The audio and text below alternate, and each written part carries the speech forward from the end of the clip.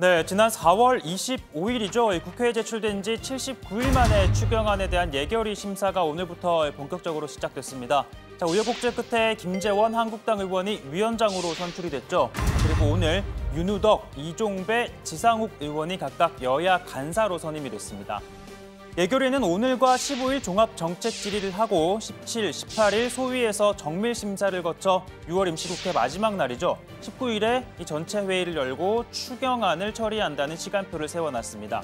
자, 그런데 이 정작 중요한 본회의 의사 일정을 여야가 아직까지 합의를 하지 못하고 있는데요. 자, 한국당은 이렇게 주장합니다. 그토록 본회의를 열자며 18일, 19일 양일 본회의를 고집했던 여당입니다. 그런데 정경두 장관 해임 건의안 이야기가 나오니 본회의 일정 협의마저 주랭랑치고 있습니다. 자, 그리고 이 추경심사에 국무위원들이 대거 참석하지 않는 점도 지적했습니다. 자, 이낙연 총리는 내일부터 중앙, 이 서남아시아 4개국 순방을 떠나죠. 그리고 강경화 외교부 장관은 현재 아프리카를 방문 중입니다. 자, 오늘 예결위에 나온 이낙연 총리 사과를 하면서도 좀 불가피한 사정이 있다며 이렇게 설명했습니다. 저희 정부의 사정을 설명드리자면 국회법상 국회가 짝수달에 열리게 되어 있기 때문에 불가피한 외국 방문 일정은 늘 홀수달로 맞춰서 준비를 해왔습니다. 그런데 공교롭게 시기가 이렇게 일치돼서 몹시 죄송스럽게 생각합니다. 특히 야당은 이 예결위에 출석해야 할 기관장 절반 이상이 전체적이든 아니면 일시적이든 불출석하겠다는 입장 밝혔다고 비판했는데요. 막상 추경 심사를 하려고 하니 이런저런 이유를 들어 나오지 않는 등 정부가 추경을 통과시킬 의지가 있기는 한 것이냐고 되물었습니다. 어떤 분은 이미 예약됐다고 해서 방송 녹화 때문에 출석을 못하겠다.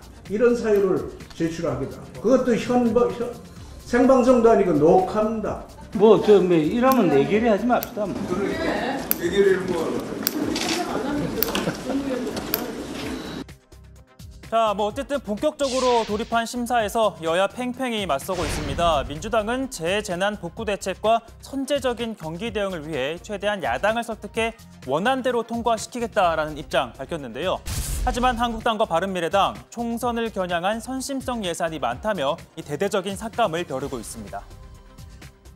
많이 늦어졌습니다. 그리고 또 늦어진 만큼 또 현장에서 애타게 추경 예산이 풀려서 지역 경제의 활성화를 바라는 그런 바람들이 많습니다. 현 정부가 재정 만능주의 또 재정 중독에 빠진 것은 아닌지 또 정책 실패를 덮기 위해서 재정을 악용하는 것은 아닌지 꼼꼼히 살펴보도록 하겠습니다. 네, 여당은 일본의 수출 규제에 대응하기 위한 긴급 예산으로 최대 3천억 원을 추가로 이 추경에 반영해야 한다고 제안을 했죠. 당초 증액을 제안했던 바른미래당 긍정적으로 보고 있습니다. 여당이 명확한 원칙과 기준을 제시한다면 논의하겠다라는 입장 밝혔고요. 하지만 한국당 갑자기 돈을 투입한다고 해서 새로운 기술이 개발되는 것도 아니고 추경만으로 수출 규제 문제를 해결하기는 어려운 부분이 있다는 입장입니다.